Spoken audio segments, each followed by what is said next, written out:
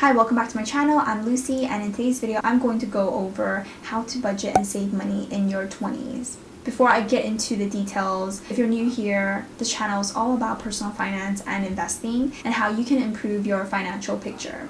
So if you enjoy these topics and these type of videos, you subscribe to my channel and turn on that notification bell so you can learn more about how to make better financial decisions. Before I begin, I want to advise that I'm not a financial advisor, so I don't have extensive knowledge in this area, but I've done some research and these are also shared experiences of mine that I'm sharing. I feel like in your 20s, you have this mentality to spend more money, to live your best life, and I totally agree with that. But being young, we have a lot of advantages, which means that we have time on our side. Kind of get pulled on both ends. So on this one end, we want to enjoy the youth, enjoy the freedom, and enjoy all those experiences and all the things that we can afford. But on this hand, we also want to save money, we want to be able to retire, we want to be able to look at the long-term financial goals. It's so hard to try to balance the two, especially in your 20s. Financial freedom is really the only way to treat yourself and appreciate that the work that you have put into earning money. By living paycheck to paycheck and then spending that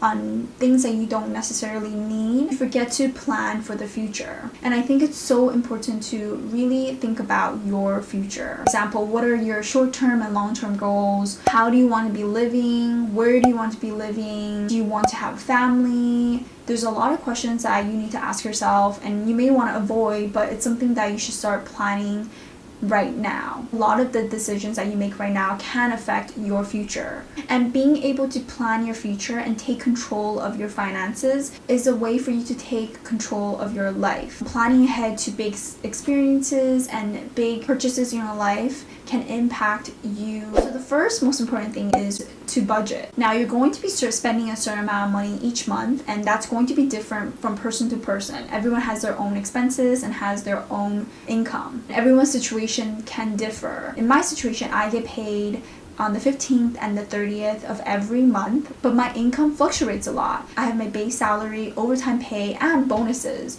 so my income differs pretty much every single month. The way I budget may be different from the way you budget, so definitely try to figure out what works better for you, and you may need to adjust and adapt and change things around, but that's fine until you can figure out what works best for you and your income and spending habits. In order to even look at creating a budget for your future, you need to figure out what are your current expenses. So what are you currently spending your money on? So for example, go into your bank statements, look at the past 1 to 3 months of expenses and try to figure out how much money you're spending in each of these categories, such as dining out, groceries, shopping, hobbies, entertainment. My personal preference of budgeting is using the spreadsheet method. I'm very old school, not as old school as pen and paper, but I prefer having everything listed in a spreadsheet because I can, remove things, add things if I need to, update things, and it's just a lot easier for me to control. I know some people prefer using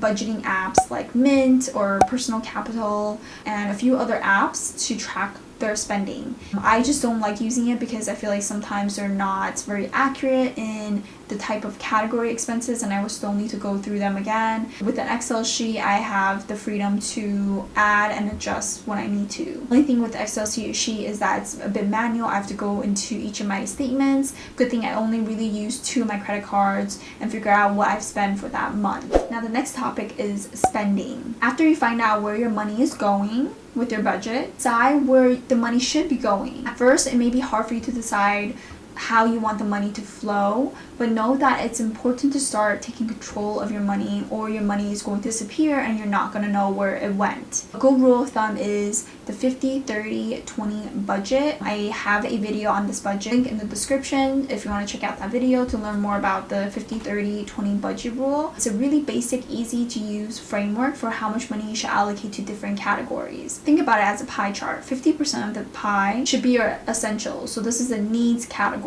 So this includes your utilities, rent, transportation, groceries, anything you need to be able to live. And then 30% of the pie should go toward non-essentials. So this includes maybe be your hobbies, entertainment, shopping, things that you don't necessarily need to survive. Makes your life a lot more enjoyable. And then the 20% is your savings. So this could be maybe paying down debt or saving up for retirement or saving up for an emergency fund. So this category is pretty much pay yourself first category. I would even put 20% away before you allocate your money towards other expenses, just so that you're paying yourself first. There's other options to budget. If you want to do like the zero-based budgeting or traditional budget, whatever makes sense for you, I would recommend testing out different budgets to see which one you prefer, and then stick with that or adjust and adapt. So now that you figure out the budget you want to follow, you want to track your spending habits. Now this is where you kind of take control and say, okay, am I actually following my budget, or is there something I need to change so that I can start following my budget accurately? So I know most people have different options of how they spend money. Some people prefer the debit cards, some people prefer credit cards,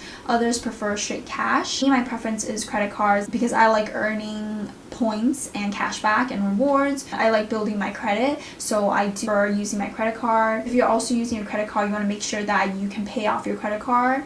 Whenever I use my credit card, I think of it as a debit card. I only spend what I know I can pay off in my bank account. So I know there may be a huge limit on your credit line for your credit card, but make sure that you are only spending what you can actually afford. I know some people really prefer the cash envelope method. Pretty much what you do is you have different envelopes, which stands for different categories such as rent, utilities, groceries, shopping, entertainment, and each of these will put some cash in it, which is a limit on how much you can spend per month in that category. So at the start of the month, you would put in the amount of money that is your limit as to how much you're willing to spend in that category for that month.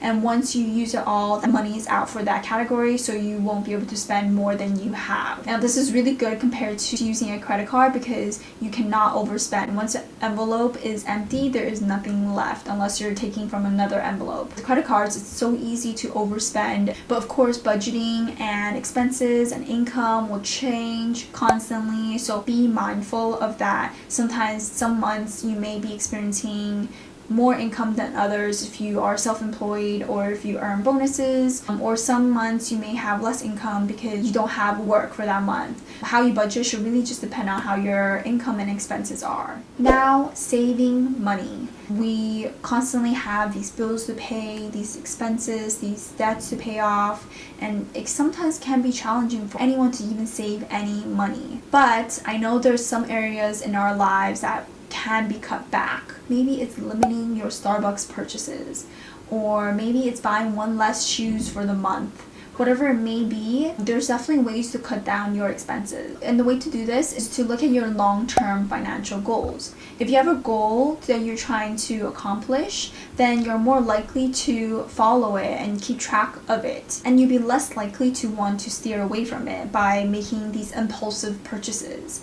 One thing to do is to consider building these financial goals. Maybe it's a trip to Cancun with your girlfriends, or maybe it's buying your first home or buying your dream car. Whatever it may be, start setting up these financial goals so that you can focus more on saving and invest this money instead of spending it on items that won't add value to your life. And just because a Starbucks coffee may not seem like a lot of money, but every small thing can add up. If you get a tall latte today, which costs $2.95. That may seem small, it's only $2.95, but that could be over $1,000 in a year if you're buying coffees every single day. $1,000, what could you be doing with $1,000? Not too much, but that's still $1,000 more you could have had if you just did not buy that coffee. And once you have a financial goal, you'll realize that these small things are taking away from something bigger for your future. Set up the long-term and short-term goals for yourself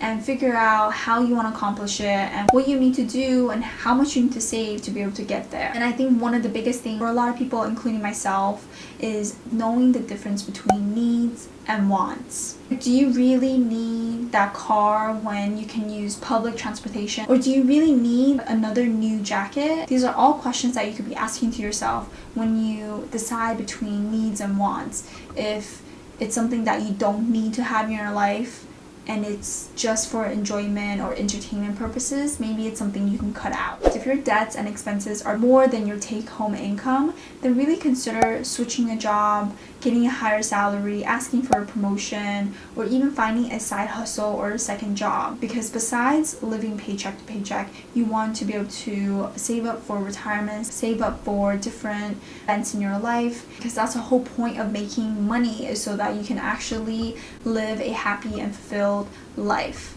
Something that I love using is setting up automatic saving payments. I would have my paycheck direct deposit it into my checkings account, and from there it will automatically transfer into a different savings account. And what I like about this method is that the first thing that gets paid is my savings account or my retirement fund or my investment account, because this way I'm paying myself first before I pay off the expenses. Another option to look into is keeping the savings account in a separate bank account. That way you don't look at it, you don't touch it, and you don't withdraw from it.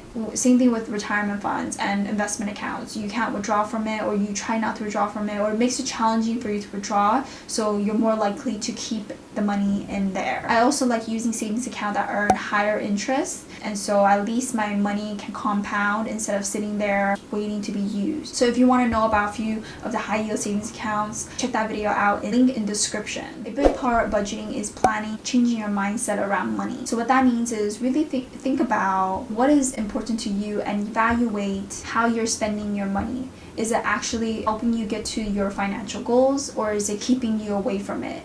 Having a budget and a plan and the right mentality can keep you on the right track to your financial success. I really hope you enjoy some of these tips about budgeting and saving money for your 20s. If you enjoyed this video, do give it a thumbs up. If there's something that you learned in your 20s about personal finance, leave it in the comments below. And if you enjoy these type of videos about personal finance and investing, please subscribe to my channel and turn on that notification bell. I do post videos every single week.